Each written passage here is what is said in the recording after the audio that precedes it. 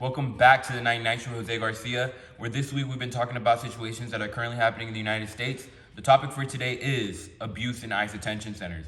We have two young advocates with us here today, Altamirano and Tammie Blanco, and they're going to tell us a little bit more about that. As you mentioned, we're here to talk about the abuse going on in these ICE detention centers, specifically the sexual assault, verbal and physical abuse, lack of medical treatment, no privacy, lack of basic toiletries, the overcrowdedness in these facilities, and pregnant women having to or being forced to give birth. And that's just surface level. And what data do you guys have to prove this?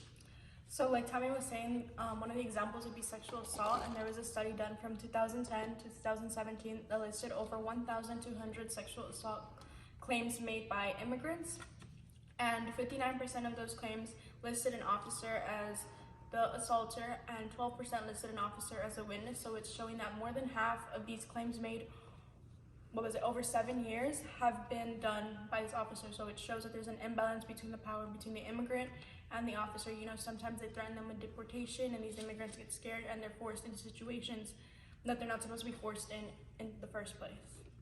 And if they don't, they're turning a blind eye on them. And then for another example, she was saying that pregnant women are in these detention centers. There was this one case where a lady was forced to give birth in public, I think in about 12 people. And you know, she wasn't given the proper medical treatment to undergo her pregnancy. And when her newborn was born, that, you know, she doesn't have a crib to put him in, so she put him in a cooler that they had. And there was a picture taken up on this, and a complaint was filed towards ICE, and all they did to respond to this was just to give them snacks and some blankets. And as young advocates, what are you guys proposing to do to fight against this?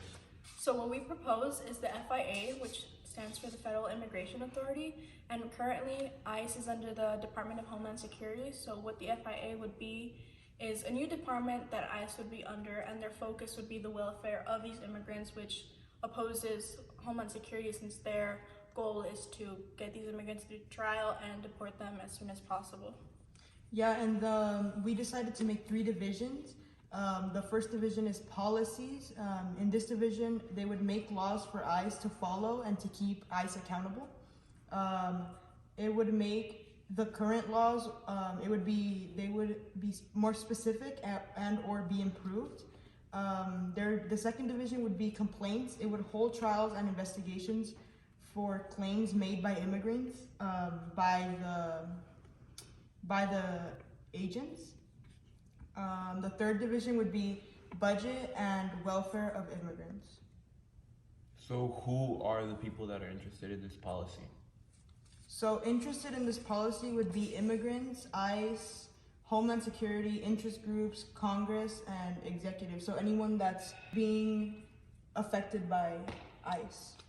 And it does sound like quite a lot that you guys are bringing in. How do you guys plan on implementing this? So the way that we plan to implement this would be through Congress. You know, like we're saying, this is a new department, so we'd need a lot of funding. So we'd have to go through Senate to confirm who would be the chief position of this department. And touching on what she said, special interest groups will be part of this. So for example, you have like ACLU who advocates for the rights of immigrants, you know, so they could partake in lobbying in Congress and helping this department take place. Yeah, and to hold each other accountable, each division, policies makes laws after the request from complaints. So the complaints follows laws and standards, and the chief approves outcome of these trials, while the complaints request welfare programs and overview of what's needed in the budget from the chief. So they need each other to help these immigrants out while not placing too much power on each division. Many people in America, they didn't really know that this situation was currently happening. What is being currently said about the detention centers?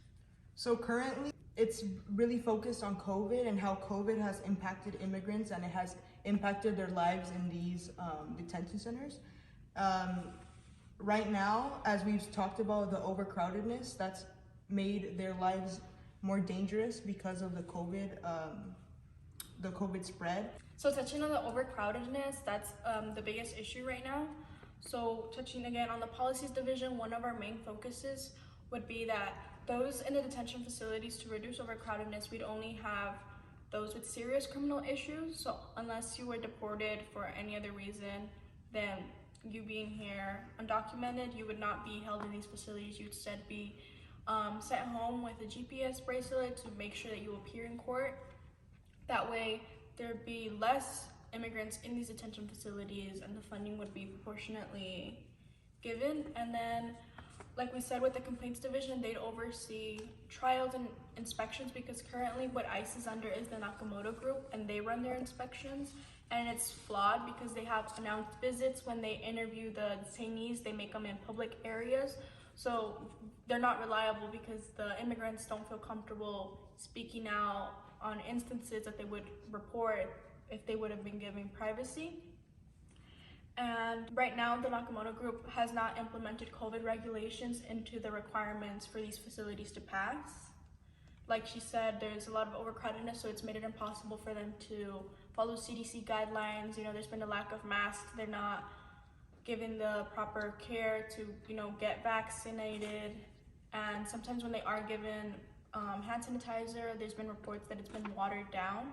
There are probably obstacles that you guys are gonna have to go through in order to overcome this or create this. So what are those obstacles? So the first obvious obstacle would be funding. You know, creating a department in and of itself is going to be a hassle, you know, trying to get that through Congress. But what we do say is that the government has the funding available to open this department, because in 2019, Trump used over $1 billion to improve the border between Mexico and the US. And there wasn't really much change from that, because just 2 years later in 2021, there was over 1.6 million encounters with immigrants. So that's a new record for the US and with the encounters they have over there. So it's disproportionate with the money that they're spending.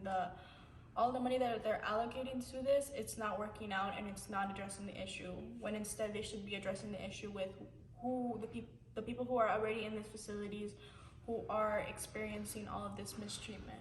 We're gonna go on a commercial break. The commercial is on what their whole policy is about. So make sure to keep your eyes peeled for that.